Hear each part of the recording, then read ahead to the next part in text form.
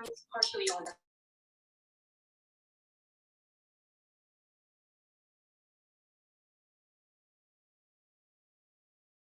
is 6:46. I'm going to call the meeting to order, please. And by agreement with our captain, Dr. Mayo, he's going to conduct this meeting. I'm just going to go through the preliminary, and then I'm going to hand the reins over to you, so we can really have a well-run meeting. As a preliminary matter, this is Harry Kubetz, Chair, Lunenburg Public Library Board of Trustees. I will do a roll call to confirm that all members and persons anticipated on the agenda are present and can hear me. Members, when I call your name, please respond in the affirmative. So we can go into alphabetical order of last name. Laura?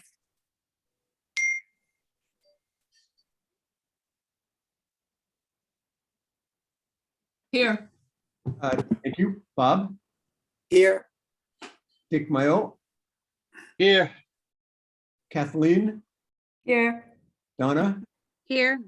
Maya? Here. Muir? I'm here. Michael Ray? I am here. And Harry Kubetz, I am here. So good evening. In accordance with the requirements of the open meeting law, please be advised that this meeting is being recorded and broadcast over the Lunenburg Public Access Channel. And this meeting of the Lunenburg Public Library Board of Trustees is being conducted completely remotely. The town of Lunenburg, in response to the COVID-19 pandemic, is currently following the guidance from the Lunenburg Board of Health and Massachusetts Department of Public Health and the CDC regarding the virus and steps communities can take to prevent the spread. And town facilities are currently being operated under restrictions. In accordance with the governor's order suspending certain provisions of the open meeting law, all public meetings are being conducted remotely. The order, which you will find posted on the town website on the COVID-19 Info Center page, accessed through the town manager's webpage, allows public bodies to meet entirely remotely so long as reasonable public access is afforded so the public can follow along with the deliberations of this meeting. Ensuring public access does not ensure public participation unless such participation is required by law. This meeting will feature public comment. For this meeting of the Lunenburg Public Library Board of Trustees, which is being convened by Zoom, is posted on the town's website identifying how the public may join. Please note this meeting is being recorded and that some attendees are participating by video conference. Accordingly, please be aware that other folks may be able to see you, and take care not to screen share your computer. Anything that you broadcast may be captured by the recording. We're now turning to the first item on the agenda. Before we do so, permit me to cover some ground rules for the effective and clear conduct of our business and to ensure accurate meeting minutes. The chair will introduce each speaker on the agenda. After they conclude their remarks, the chair will go down the line of members, inviting each by name to provide any comment, questions, or motions. Please hold until your name is called. Further, please remember to mute your phone or computer when not speaking. Please remember to speak clearly in a way that helps generate accurate minutes. For any response, please wait until the chair yields the floor to you and state your name before speaking. If members wish to communicate with each other, please do so through the chair, taking care to identify yourself. After members have spoken, the chair will afford public comment as follows. The chair will first ask members of the public who wish to speak to identify their names and addresses only. Once the chair has a list of all public commentators, the chair will call on each by name and afford 3 minutes for any comments. Finally, each vote taken in this meeting will be conducted by roll call. So, Dr. Mayo, the meeting is yours. Well, good evening. Let it be noted for the recording that my name is Richard Mayu. I'm vice chair and will be conducting the meeting tonight, giving Harry just a night off to be able to just sort of sit there and veg like the rest of us normally do. So, first item on the agenda is public comment. Is there any public attending? Any public comments? Okay, moving right along. Second agenda item, approval of minutes, March the 28th, 2021, which Bob sent out. Has everybody had a chance to take a look at them? Check them for accuracy, semicolons, commas, dashes, apostrophes, etc. These are really good, Bob. Oh, thank you.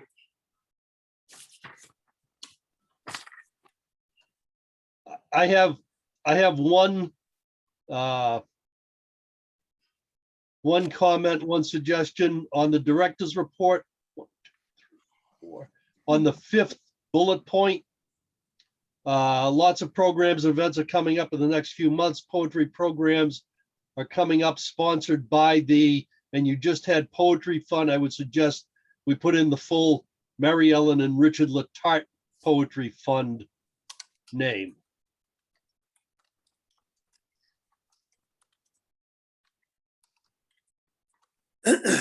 Letarte is Letarte, right? Yes. Correct. Okay, yeah, I just added that. Okay, good. I had suggested to Bob that on the 4th bullet point from the bottom, where it said Dick asked about the status of the vacancy, I suggested to Bob that he add staffing vacancy before that vacancy, and also in the next sentence of the same point, it talks about vacancy, just saying staff vacancy. Okay, Anyone else? 2 bullet points up from that. The town offices are moving to limited hours without appointments. The second sentence, I would change the can to will. Town boards will begin shifting.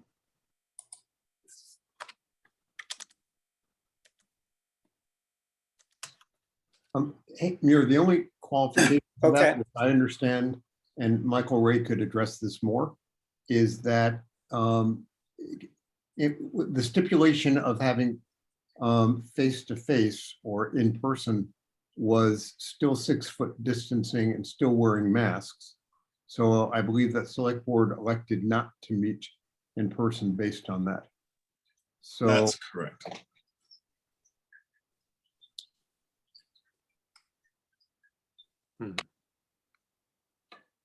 How about changing the changing it to simply are permitted to? And that way, whether they do or not, it just makes the point that the town boards could do it. Good They suggestion. could, so, next week they can meet in New Hampshire and just broadcast to Lunenburg. so town boards are committed to Are permitted. or permitted, Permitted, yep. are permitted to begin shifting? Yep. Okay, Or take right. a road trip, I think is what he just said.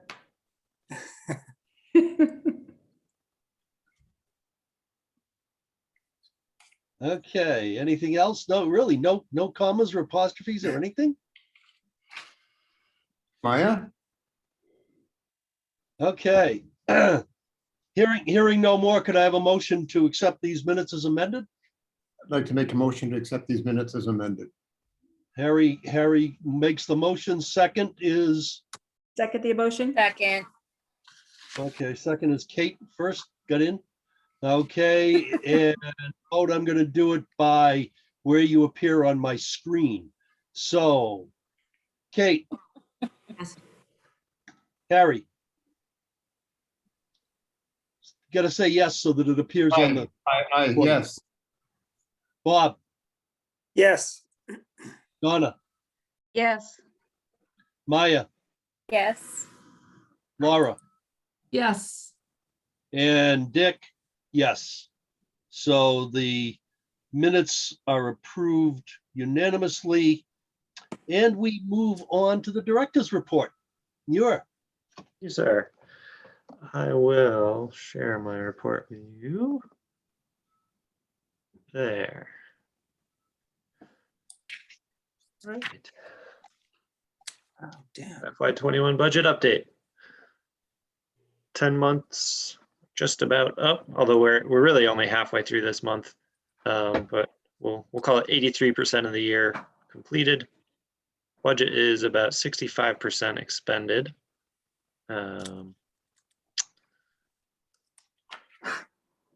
This does not include a rather large electricity bill that I just submitted for payment. So that'll get a big bump. I think it was the biggest bill of the year actually so far.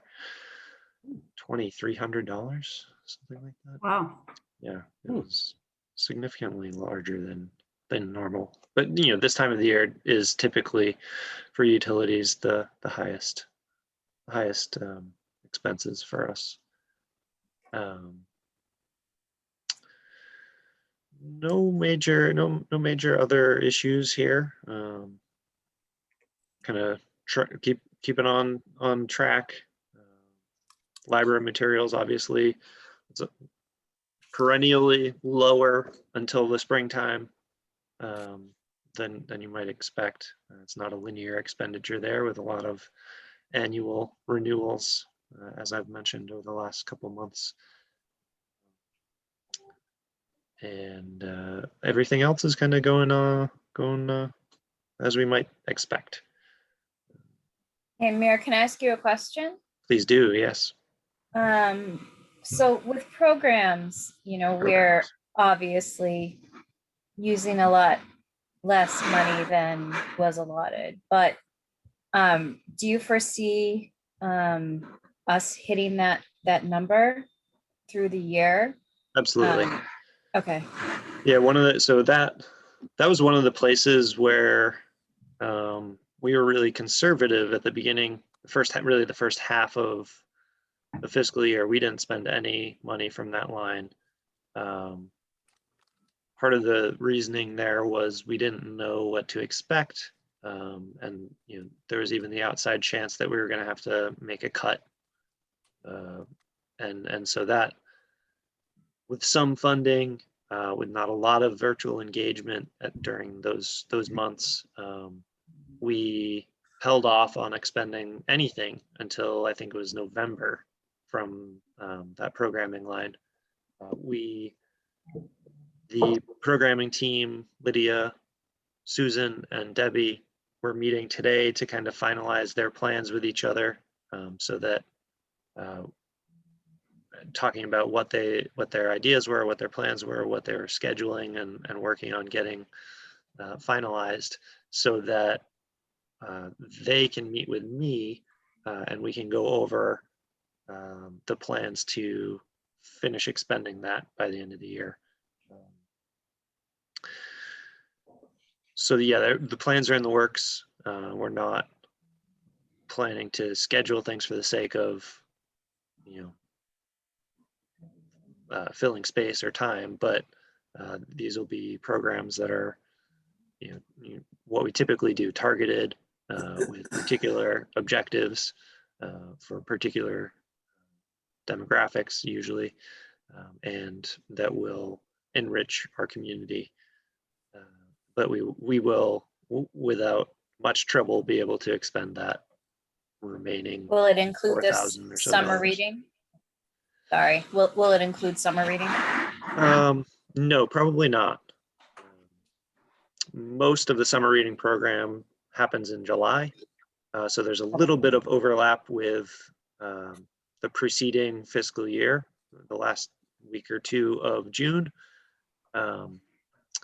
And there's a little bit of, sometimes it kind of spills over into August a little bit, but mostly those programs happen in fiscal year, in the following the fiscal year. So I think we have a kickoff program that we're working on that would be, yeah, so now would be maybe an acceptable time to talk about that, because I think it's kind of got big plans in the works for that. And that, I think, would be the only summer reading program that will be coming from this funding.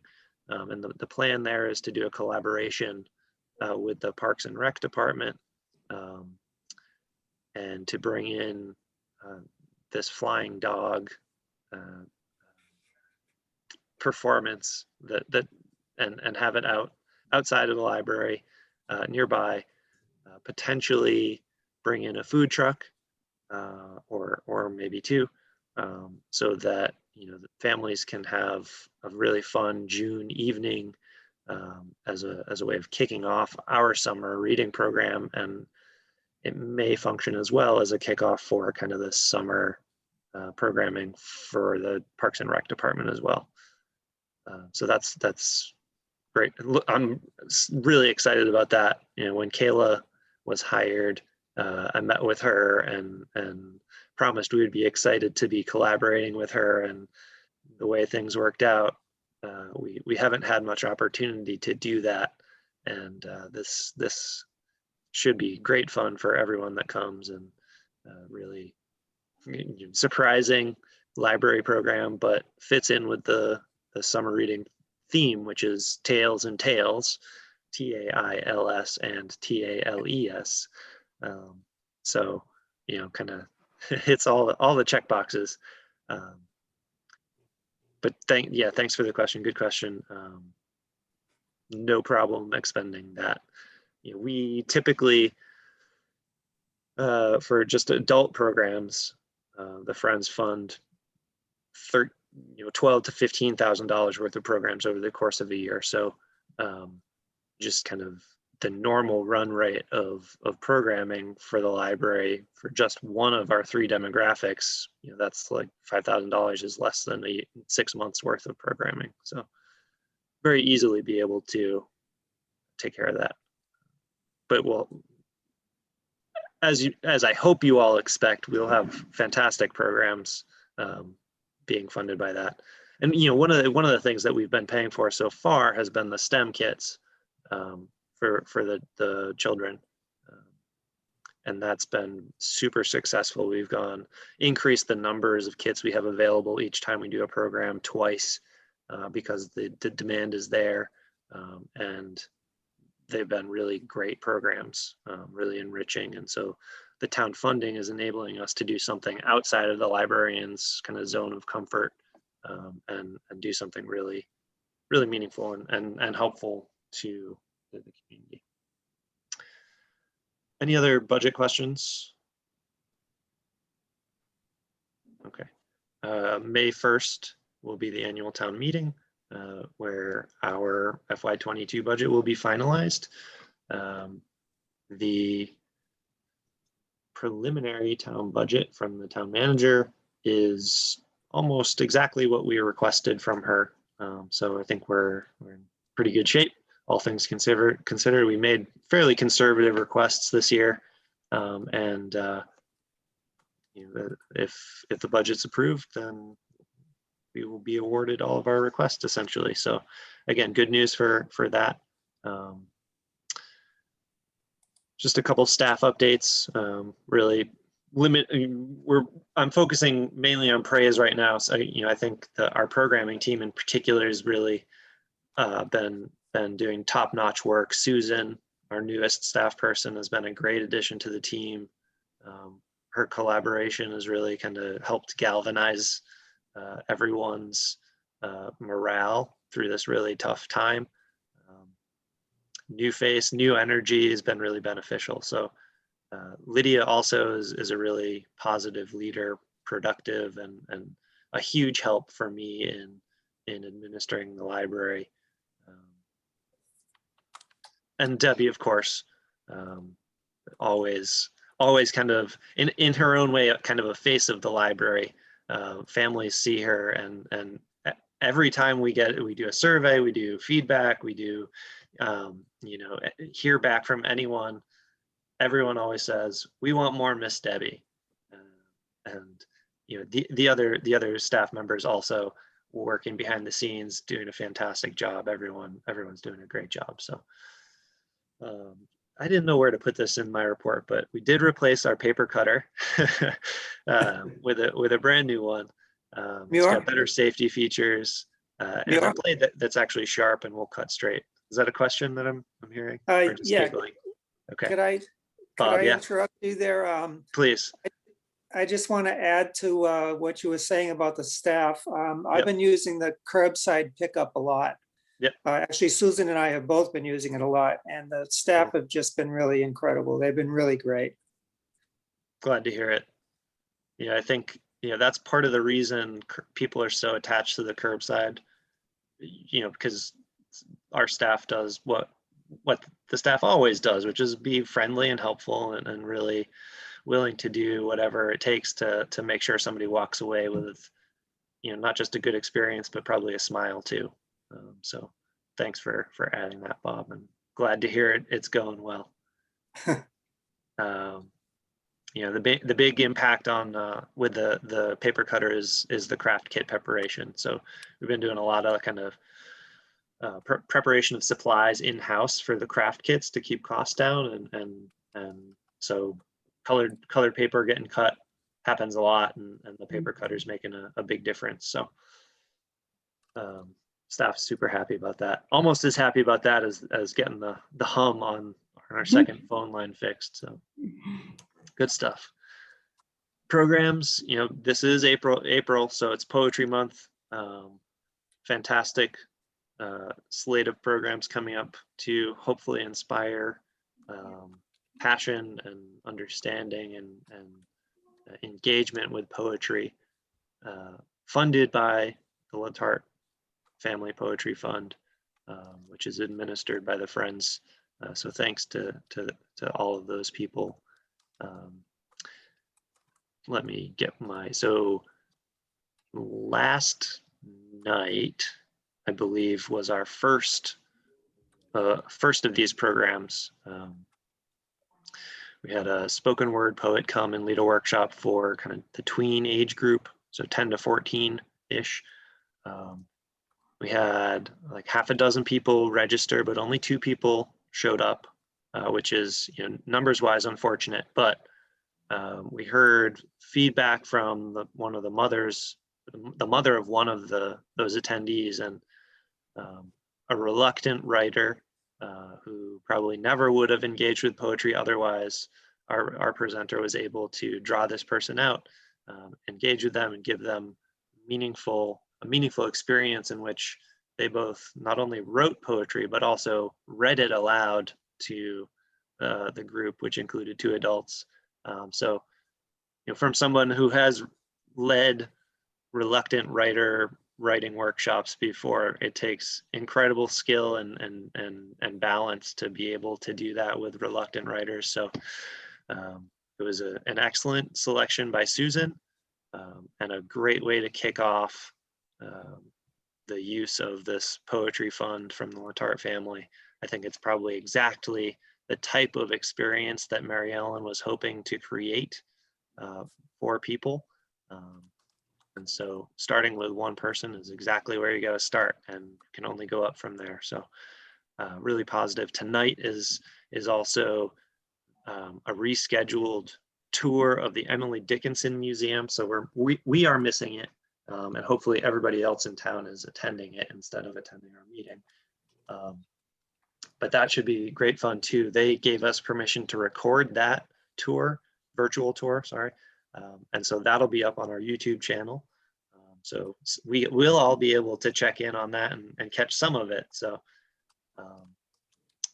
and then later in the month, we'll have a kind of a share your favorite poem event, and then a children's event as well. So fun stuff coming up, and poetry has a special place in my heart. So I'm happy to see these things, and glad we get to work with the Letarte Family Fund. Building maintenance, new cleaning crew has started. They're very friendly.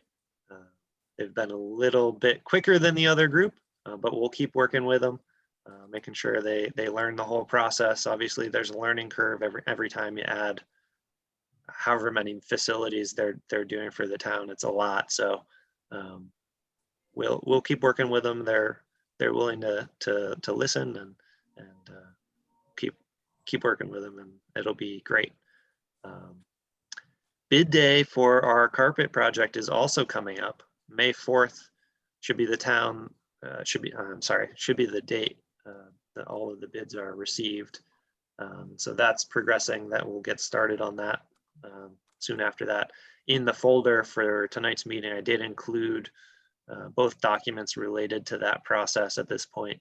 If you guys want to take a peek at them, I don't think we need to spend too much time on it, but basically we'll be working on it on very short time after that. So technology, there was a little bit of server maintenance necessary after a power surge a couple weeks ago, but really service was minimally impacted. Dan was already up at town hall working on the servers up there, and we are in much better shape than town hall, so could have been a lot worse. Also for technology, Library Insight is going out of business at the end of the year, so we're going to be searching for a replacement for that software. Lots of good options for libraries and lots of different libraries in the area who can give us feedback on the potential services we might be working with.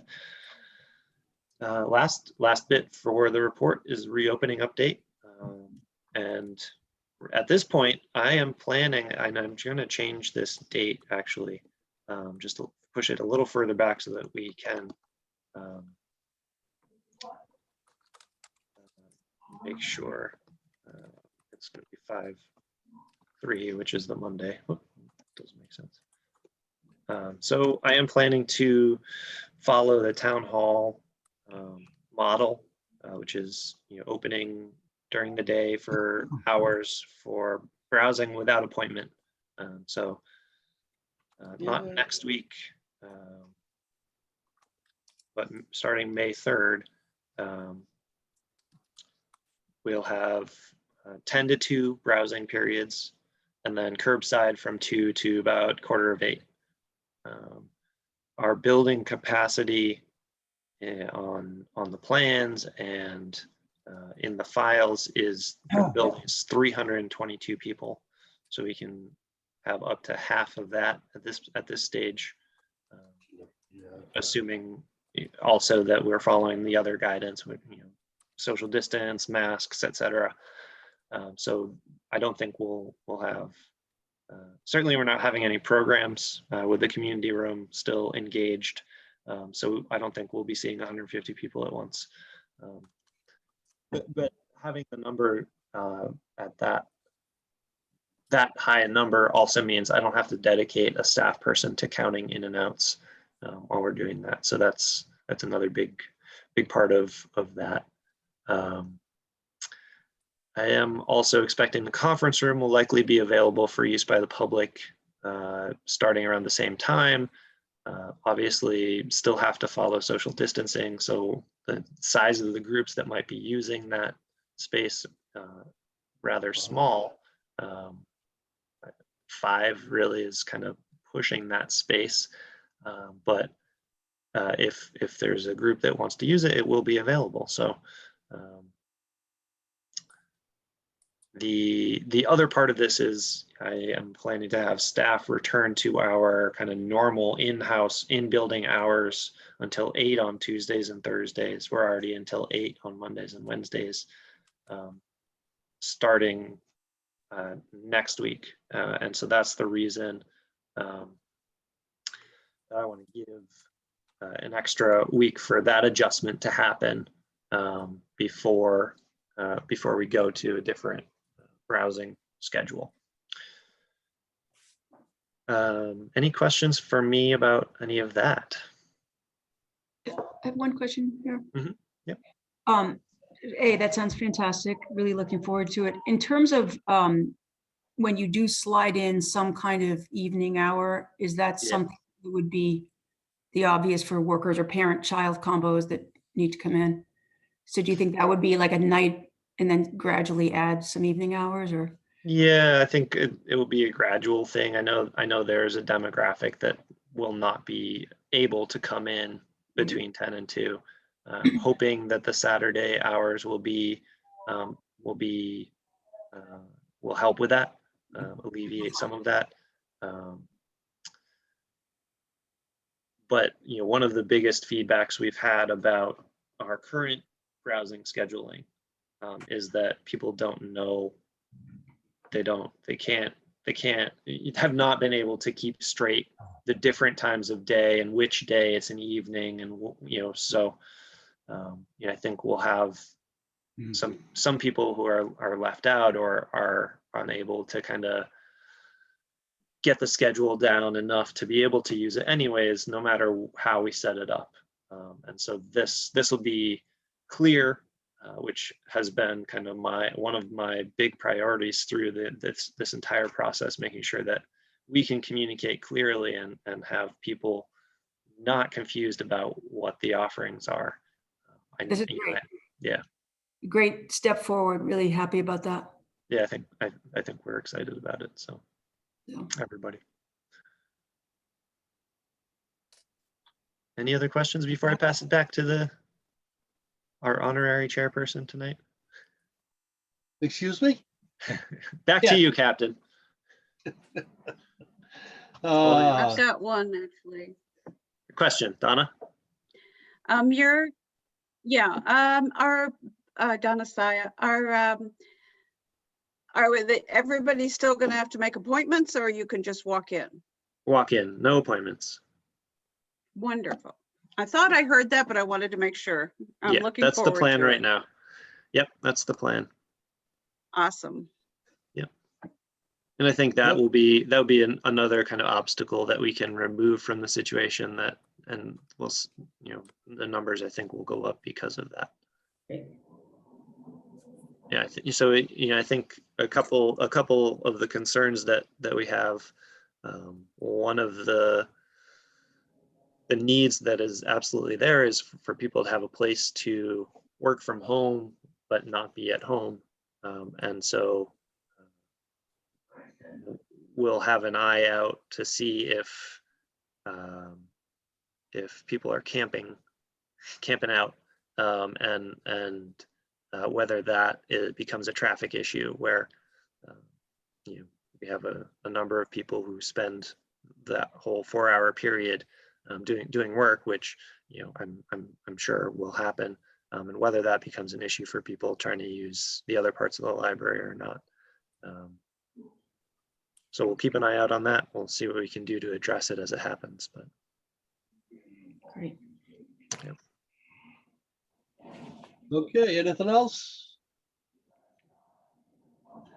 Okay, thank you, Muir. So, moving along to the strategic plan subcommittee update. I can do some of that, and then you can chime in. We met again, the subcommittee, Maya, Laura, and myself on Wednesday, and reviewed and finalized, I guess, the survey that is really like, I think, the last major part of the strategic plan, and talked about exactly what questions, how to word them, and then also talked about ways to get the survey out to people, to have them respond, all the way from our Facebook page to the library webpage, to having some paper copies slipped into the front of the town reports at town meetings. So been a very, very productive group to work with, and again, working with Muir and working with Barbara Friedman, it's made it really, really well. So we're looking at basically having the subcommittee and Barbara work through the report and anything that needs to be come the end of May, beginning of June, and then have the report ready for the whole committee to approve in June, and then get it sent on to the state. So what do you think, Merle? Sounds good. Yep, absolutely. So the survey will be coming out next week, probably. It'll be a pretty soft launch, rolling launch, perhaps is a better word. And we'll have it open until, I think we said May 7th. And then that'll give us about a week to enter any paper responses into the system so that we can compile everything in SurveyMonkey in the cloud, and then Donna can kind of do her. Barbara. Yeah, Donna. I was looking at Donna on the screen. I'm sorry. Barbara can do her magic and analyze the data and get that ready for the report part, draft a report up, and we can help her finish that up for 2 trustee meetings from now for you guys all to review and vote on. So we're excited. Things are coming along. Can't believe it's been 3 months that we've been working on, 4 months really been working with her, and how much work we've done. So thank you to the subcommittee. I'd like to, say with the seeing some of the preliminary work that she's done, I think this is going to be one very impressive document.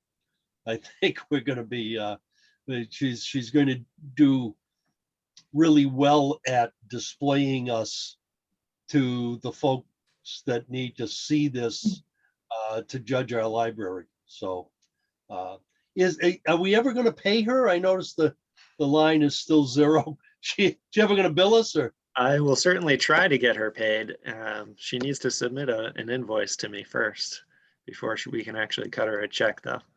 So yeah. I meant to say something to her yesterday when we talked to her, but she kind of made her way off rather quickly before I realized I should have done that.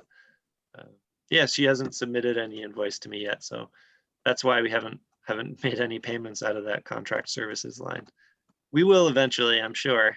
I'll make sure she gets us the invoice. She's done well deserving, done fantastic work, and I agree with you, Dick. I think it's going to be, I think you guys will all be really happy with what you see, and we'll be able to use it to great effect. Really positive. Excellent. Mr. Kubetz, you're muted. You're muted. Thank you. I have a comment on this subcommittee, which is I just want to thank Dick and Maya and Laura, because I think this is probably the most active subcommittee that I recall. And it sounds like you guys have done an extraordinary amount of work and spent a lot of time on it. And Laura, I sort of am chuckling because I think that I sort of pushed you onto this one. But a big thanks to all of you. It sounds like the results are going to be great, but I know it's coming through a lot of concerted effort, and we really appreciate that. Thank you, Harry. Okay, moving right along. Dick, I'm sorry. Just at some point in the agenda, it's very funny sitting and listening to the meeting. I don't know if it's a question for Muir before he leaves us or for Michael Ray, but everyone's going to moan when I ask this question, but do we have any update whatsoever on our trust funds? I don't have an update. I can ask them. At this point, it's in the hands of the state. Is that correct? Yes, Yep. That's correct. State's never fast. So, I mean, the State House is not a full-time organization. So they're not a fast-moving business. But has it been about a year since we've sort of done what we needed to do at town level? Yes. And if I remember very, very vaguely, it was supposed to take around a year. Yeah, I think one of the, with the change in our delegation, so I mean, I think we have Mike Kushmerek is newly elected. Cena's been there for a while, but I have not found him to be very helpful. And then Mr. Cronin is also new. So we need our state delegation for these things to kind of happen. So, I mean, from their perspective, it's only been like 5 months, but I will follow up and I'll make sure that I provide an update to you guys. Thank you very much. Thank you. Thank you. Okay, moving right along. Back to Muir for the Trustee handbook discussion, chapter 2. Absolutely. We were kind of, I'm going to share my screen so that you guys can kind of see as we go through it. We're not going to read it all the way through, but I think before the meeting was convened this evening, there were a few of us who were discussing, and kind of like the other feedback we've had on the trustee handbook and the trustee guidebook or whatever, trustee guide. Our board seems to be a pretty complete and good example of what's written in this guidance.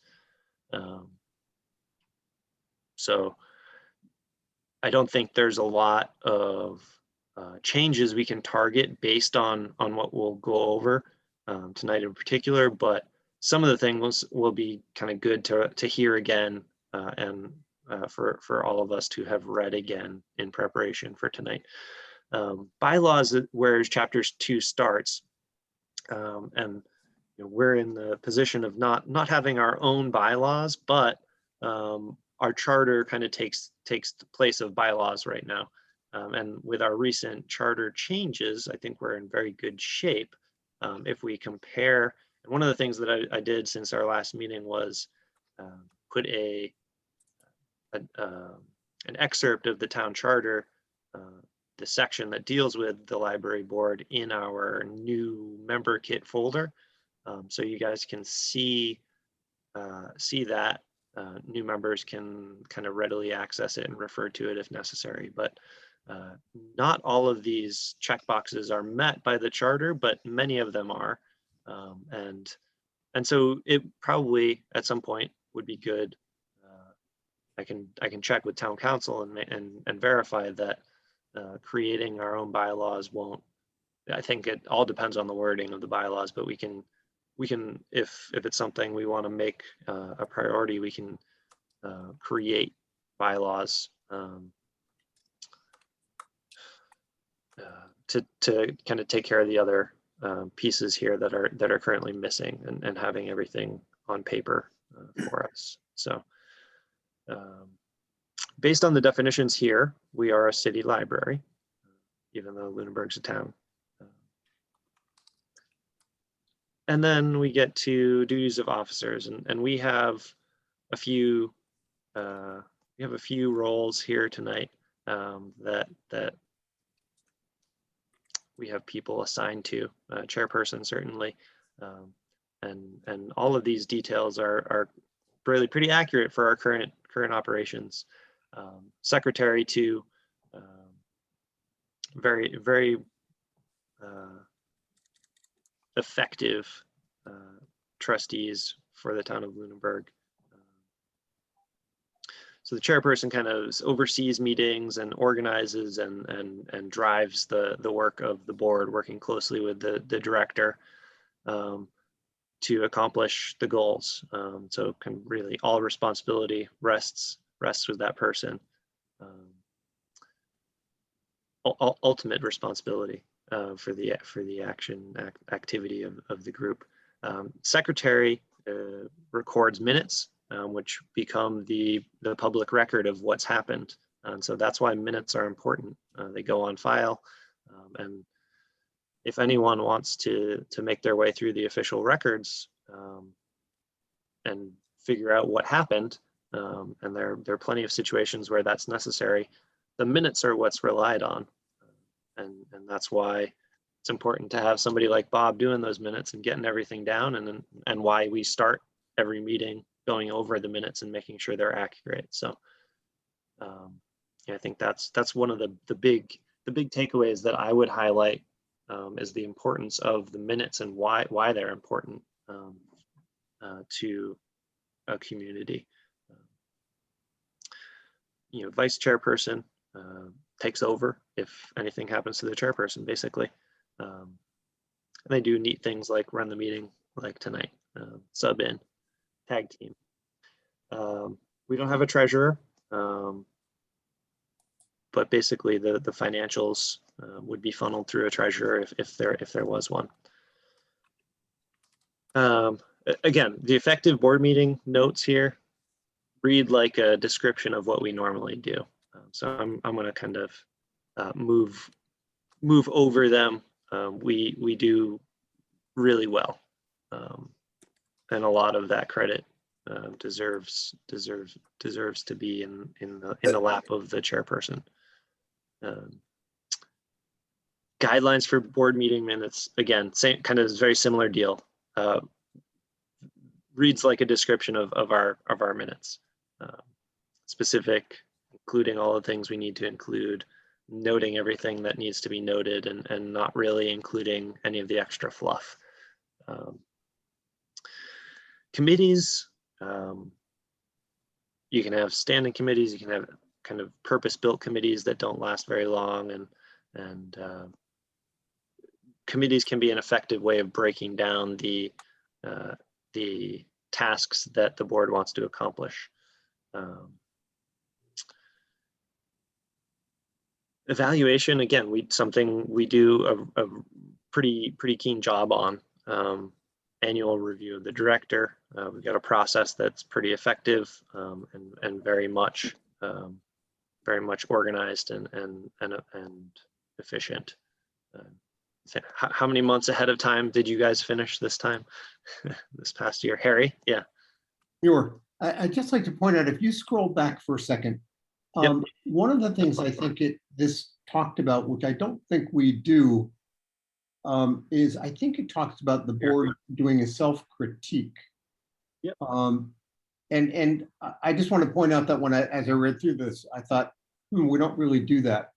Or maybe we do it continuously, but we don't do it in any kind of formal way. So I don't know what the general feeling is, if we should or shouldn't, but it was the highlight of this chapter to me, that of what we don't do.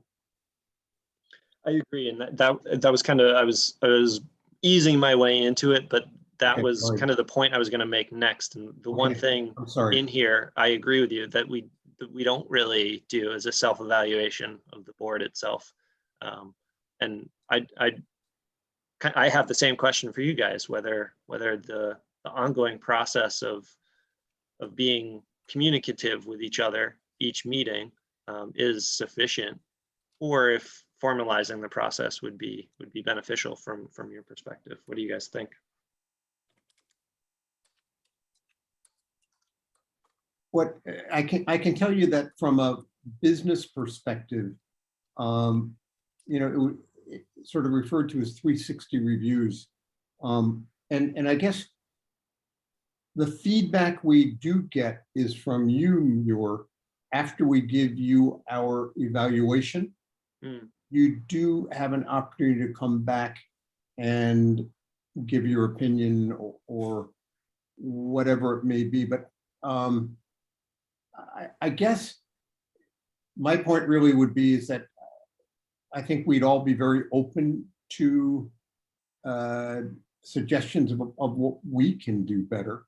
And I think the way this board works, I think that I wouldn't have any trouble if Dick said to me, Harry, you should do this differently, or if I were to say to somebody, you should do something differently. I think we're all very receptive and open to it. So maybe this is happening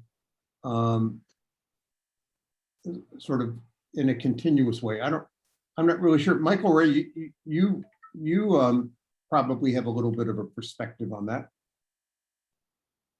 Yeah, I do. I think that you guys work very well together as a board. I wish that the Board of Selectmen would take some time to reflect on whether or not every member contributes and if we are getting along well enough in the best interest of the town. I think that type of reflection and introspection, I think, is necessary in all small groups. But I think that, I think the nature of the library trustees is that you guys are a very learned group. The way that you interact with one another is an example, I think, for how all boards interact. There seems to be a very clear air of honesty, and really just focused on the mission. You guys respect one another. Like I said, I wish that the select board operated the way that you guys operate. I think it would make me want to continue in public service a lot longer than I probably will. So I think, and I think that a sign of it as well is your turnover. If you think about how long members serve on this board and how engaged everyone is, I mean, you guys have a great track record of not only being able to fill vacancies in a timely manner, but being able to retain your membership. So, I mean, I enjoy being a part of these meetings. I think that you guys are a great group. And I think that the interactions between Muir and the board is very productive. There's clear open channels of communication. There's a lot of, I think that you guys have a lot of communication between meetings in terms of, you send the minutes out in a relatively timely manner. Sometimes, as an example, the select board, we're sometimes 2 and 3 months behind when we're posting and approving minutes, and you guys are always on your game. So I think that you guys are, in my opinion, you guys are always in a process of self-evaluation. That you guys are always, every meeting, I think there's opportunities for members to vocalize any kind of concerns and make changes. So I think this is already being done from my perspective. Thank you. Thank you, Michael. It really is, having been around a couple of years, this board and how it operates is one that I don't, it just doesn't, to come up with some sort of a formal evaluation system to look at the board would seem to me to be pretty artificial. And, I don't know, maybe there is a time, maybe there will come a time when, and it might be necessary, but I don't think I'd like to see some bylaws first. High priority.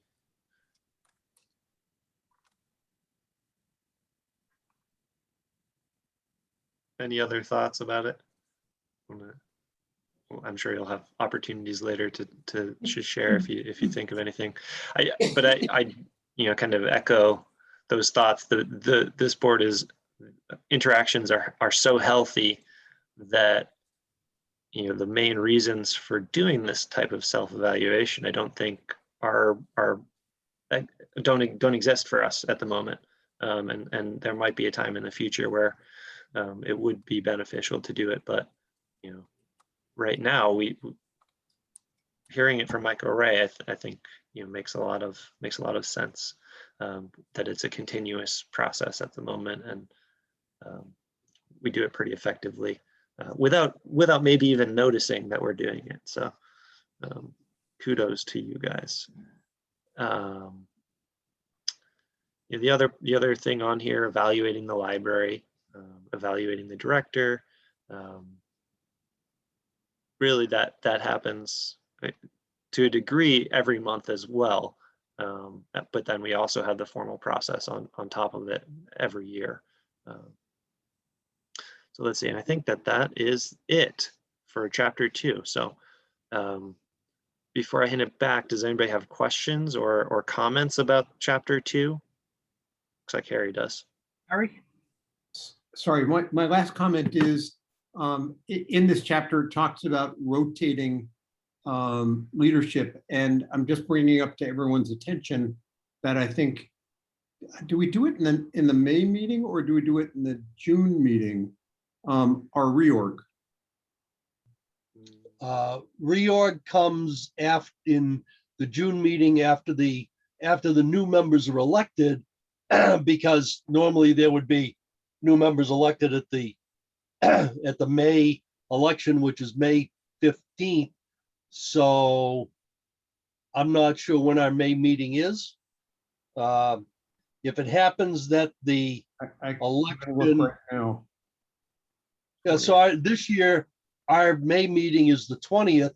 So if we desired, we could reorg at that meeting, simply because the election will be over. So So That- I would bring that up because people should have an idea of what they think we should do, and because I think it may come up in the next meeting, correct? The it beginning would of, be the reorg would be on the agenda for the next meeting, I believe. like the first item of the next agenda. So I'm just planting the seed that people should think about what we think we should do. It is the time to be planting seeds. It is. I ordered some today. Any other So the- comments? The, Beautiful lady. the reorganization would be in May or June? You said it could be May? It generally takes place the meeting after the election. So that would be May.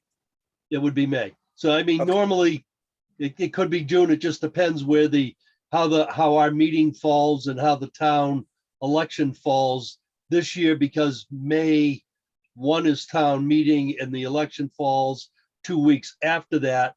You've got 1, 7, and 15. You've got all these Saturdays. So next year maybe something different. But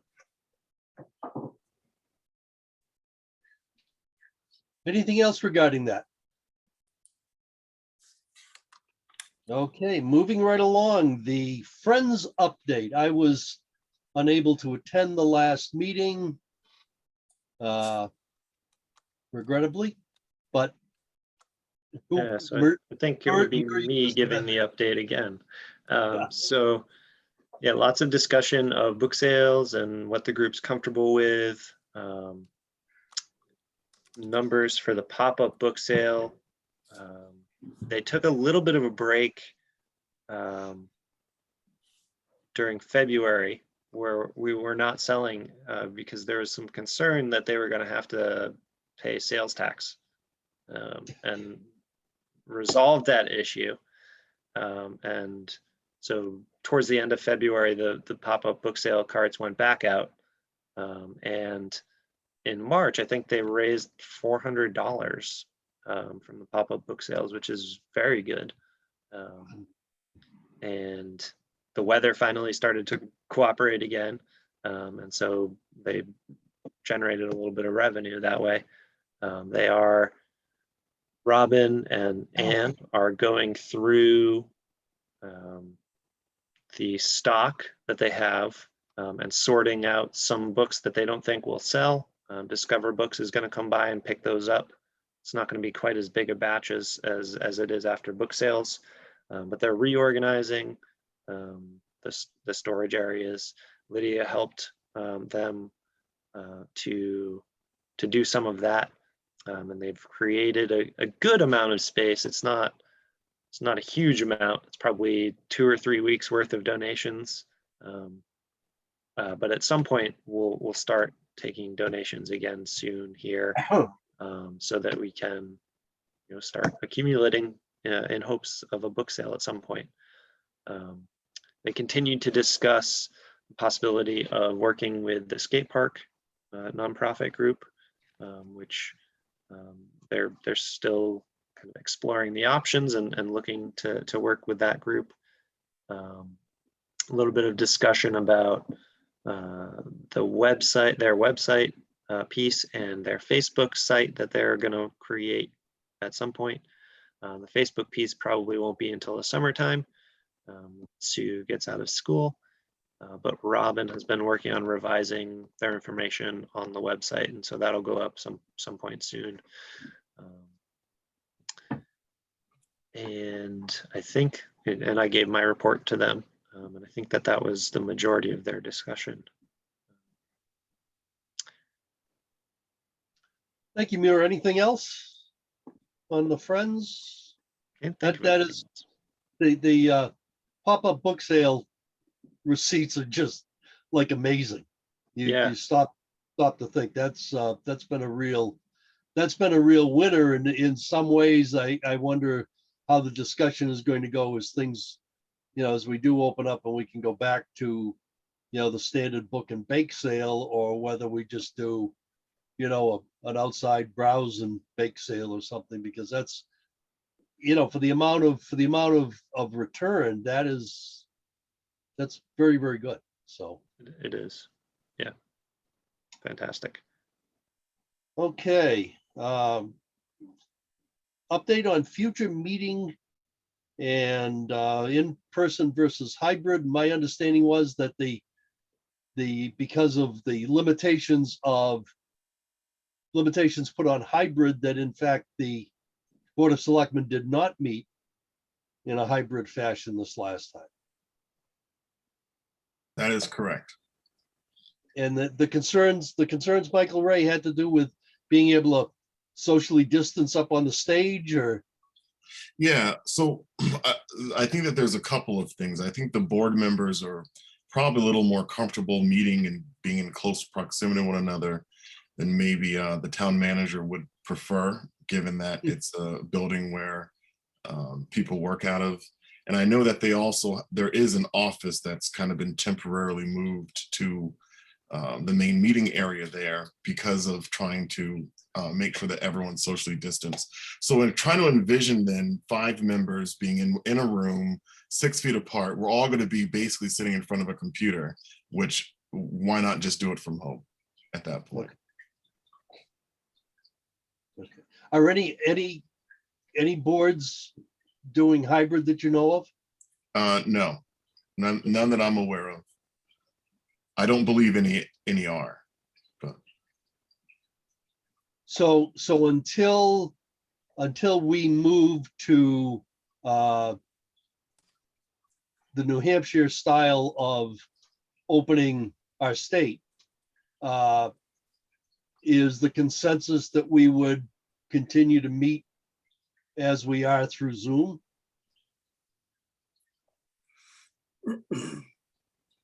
Comments? I think Okay. so. Bob? Yeah. Uh, Okay. I'm good with that too. Either way, but kind of back to Michael Ray, as part of the select board issue, because you always did have people showing up at a meeting, whereas our trustee board meetings typically don't generate a lot of, guest appearances. So that, I assume, is one of the problems too with the space when you're talking about a select board meeting. And do you know if it's, do individual boards get to determine this, or does it always come down from the town manager? I'm just curious. yeah, I think that if any board's looking to reopen that in a public building, that they should still check in with the town manager just to verify that any kind of restrictions based on the meeting space. I think that there is a limit on how many people can safely socially distance in the second floor of town hall. We weren't really, that wasn't really a concern though, because I think that we could put it's not difficult to enforce a limit on how many people can come into the room. But like I said, if you have 5 people sitting around on computers, it's like, why even bother to be there? And I think the idea was that we would be back to the point that we would be on stage and that we would have the public be able to come. But that's, I think that we're still a little bit of ways from where we want to be at. Mr. Kubetz. I just want to point out to the rest of the board members, before we scheduled this meeting, I did speak with Michael Ray to find out if we had the option to meet in person or at least do a hybrid meeting. Because personally, I'd love to be sitting in the same room with you guys. But Michael Ray, I don't know if the word is discouraged or let me know that we couldn't or we shouldn't. Well, I think maybe when he told me the format that was required, 6 foot away, computer, mask, etc. I opted to not even bring it up to everybody to see what they wanted to do because it didn't seem like at that point a good alternative. Yeah, with your So room perhaps- setup, you Go guys ahead, have Mike. enough space for probably 2 to 3 people to be in there. It's not- To say 6 feet apart, Can we maybe perhaps look forward to June At that time, it would seem to me that the vast majority, I don't know what the present status is, but vast majority of people on the board might have had their vaccines, which is speaking as one who was fortunate enough to get a couple of shots early in the process, a very freeing feeling, even if it's not quite 100%. But that, you know, would definitely still go with the remote next month, and maybe look to change come June, depending on how the Right. state guide goes and whether vaccination is going to make a difference. I know for school kids now, the recommendation is 3 feet. Right. It's not 6 feet anymore. So maybe by then we can do 3 feet and masks and actually get to see each other Right. in real person life. You know, agreed. Also, possibly by June, we could even do it in the big meeting room if we needed to expand to that degree, which was where we started before Mhm. everything shut down. If you recall, we were in the big meeting room at a big Yeah. table at the last meeting that was live. So anyway, I know the books are in there, but we could fit.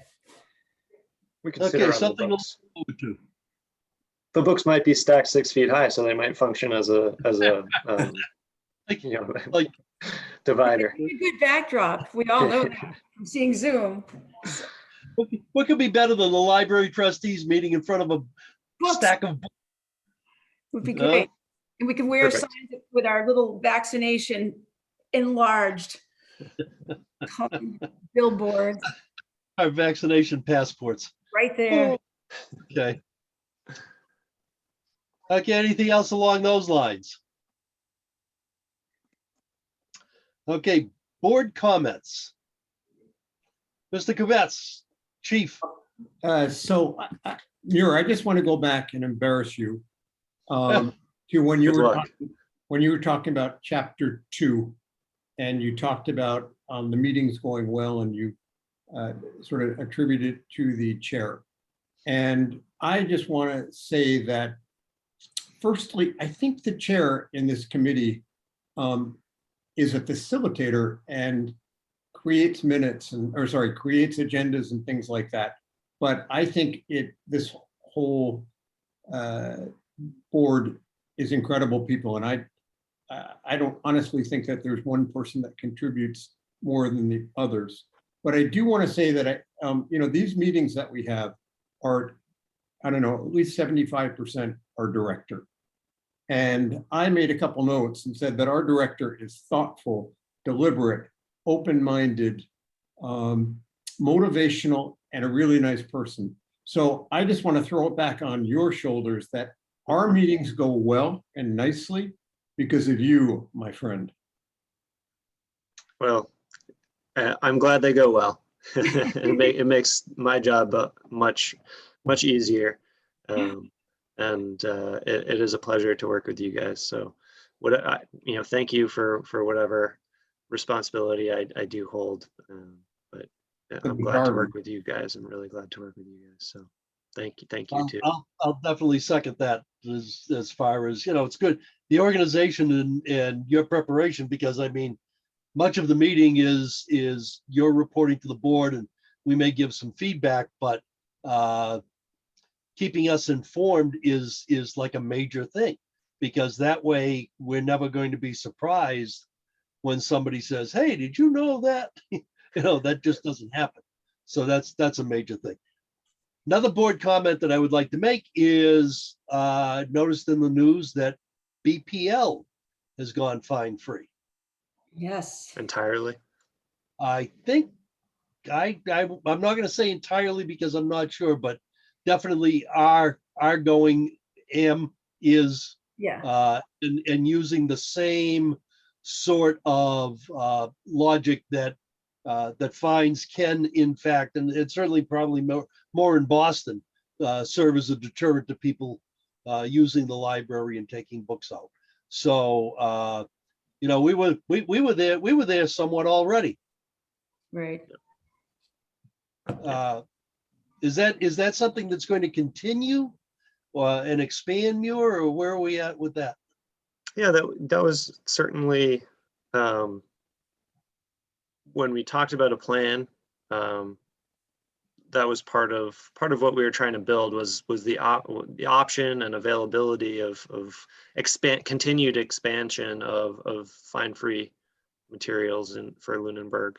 I think it's the pandemic has been a time where we've been super lenient to begin with. And so it really is not an effective, part of that process that we talked about with the plan was to take a step, evaluate it, and either continue or roll it back.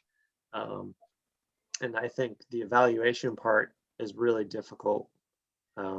We launched it right in like the heart of the pandemic time in last June, early June, I think. And so there's no effective way to evaluate how it's gone. And so I think, I'm open to either continuing and getting some data to evaluate, or expanding without the evaluation that we had talked about. But because I do think it's beneficial, I think there's no doubt. It's been a time where more things have been late as well, and so that throws things off again, because you think one of the major justifications of fines in the past has been as a deterrent for lateness on returning materials, and I think the data that's out there, and not necessarily for our materials specifically, but that it doesn't function as a deterrent. People are going to be late whether they're getting charged fines or not. And it doesn't really have anything to do with the fine part of things. It has to do with other things, why people are late returning things, returning materials. So I think at this stage, I would say let's unless you all really feel really strongly that you want to expand fine free and just say everything, or as much as we can comfortably. I think there are a few library of things materials, for instance, where maybe to include them. I don't know. I would maybe think a little longer about what to do with them.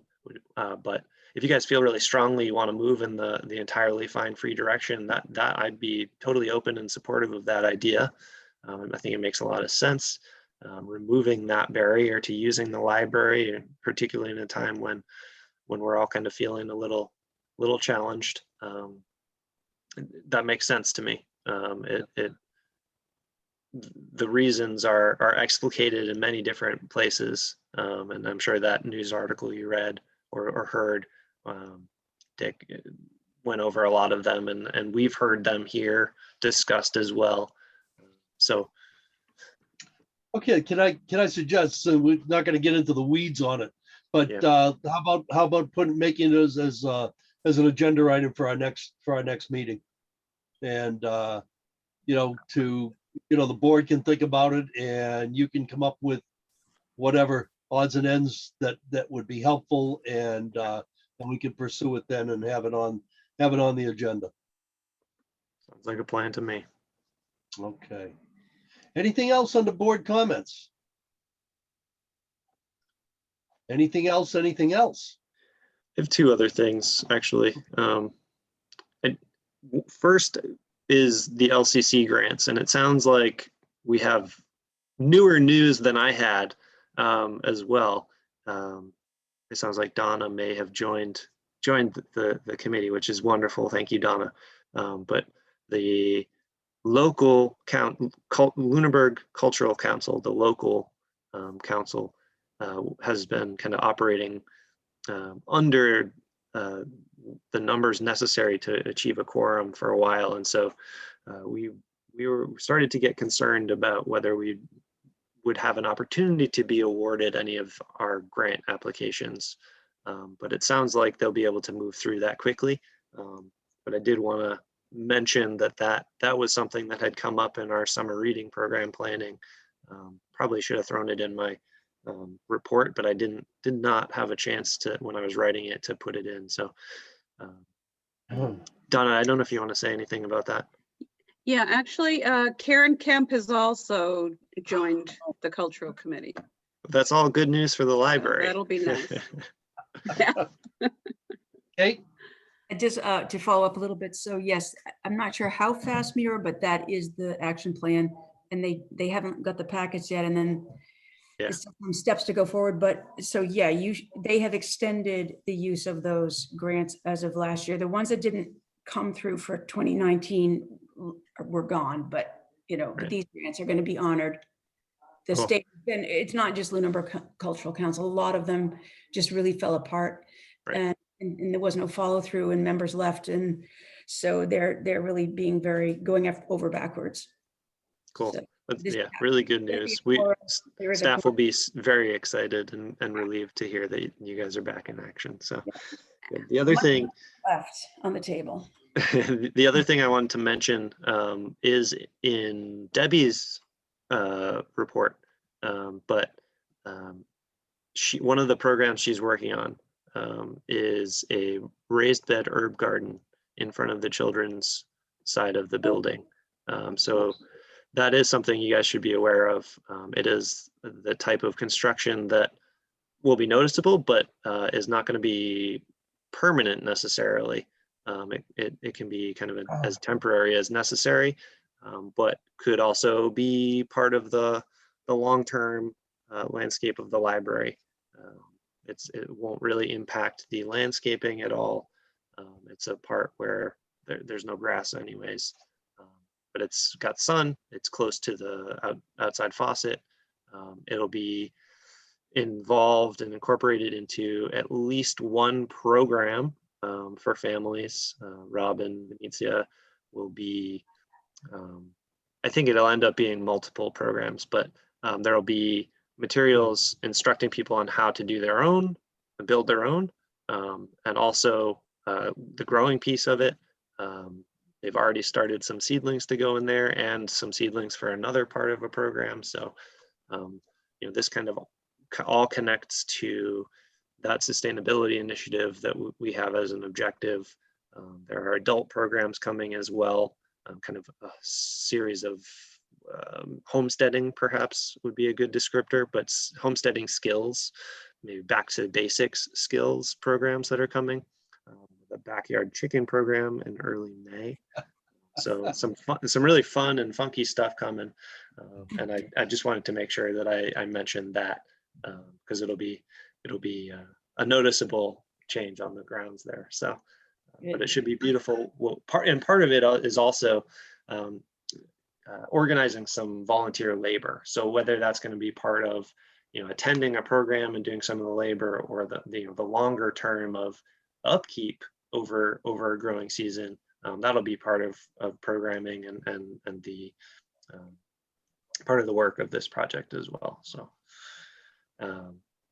reaching out to Lunenburg Garden Club and Lions Club and a couple other organizations as potential partners on it as well. So fun stuff, and I think That's really beneficial. great.